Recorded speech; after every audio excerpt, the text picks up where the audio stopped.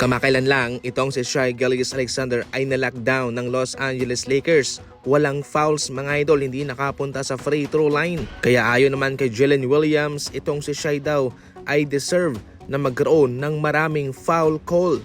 Kung saan siya nga ang number 1 na manlalarong umaatake sa loob, nagda-drive. Pero mababa siya. Mayroon pa raw 6 o 7 tao o manlalarong nasa itaas niya na siyang nagsushoot ng mas maraming free throw.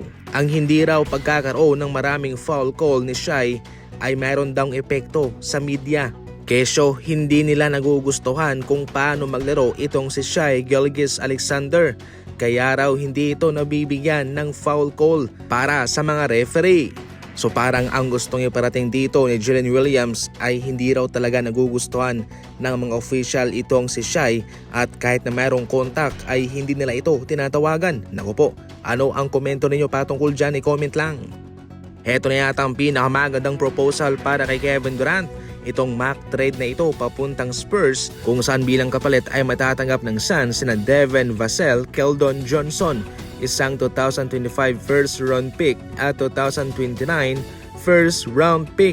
Marami ang nakagusto ng mock trade na ito para kay Kevin Durant mga idol dahil itong si Devin Vassell ay isang magaling na manlalaro at meron ka pang forward kay Keldon Johnson at 2 first round pick. Pinaka-perfecto na proposal para sa kanya. Sa isang trade, ang palagi mong titingnan ay kung meron ka bang isang batang player at mga picks o pwede ring mga high picks at isang malalarong makapagbibigay ng instant impact kaagad sa iyong kupunan. Kaya para sa akin lang, perfect na perfect itong si Vassell at si Keldon Johnson sa Phoenix Suns para kay KD.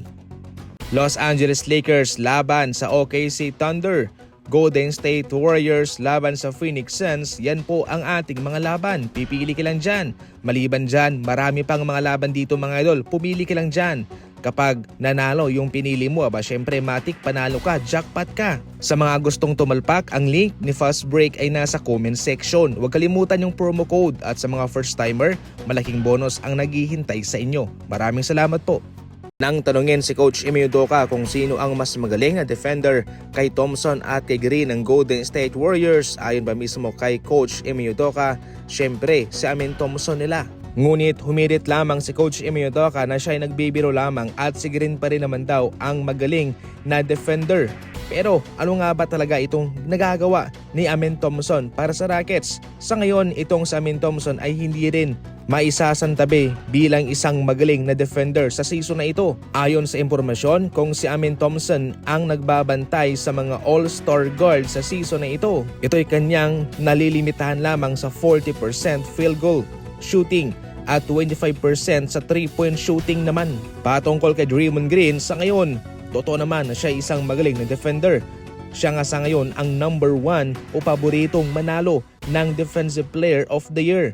Ayon kay Green, eto na raw ang kanyang huling pagkakataong masungkit ang award na yan. Minsan na nga naging Defensive Player of the Year itong si Draymond Green. Definitely sa season na ito, malaki ang kanyang ambag sa depensa para sa Golden State Warriors. Kaya siya ang paborito.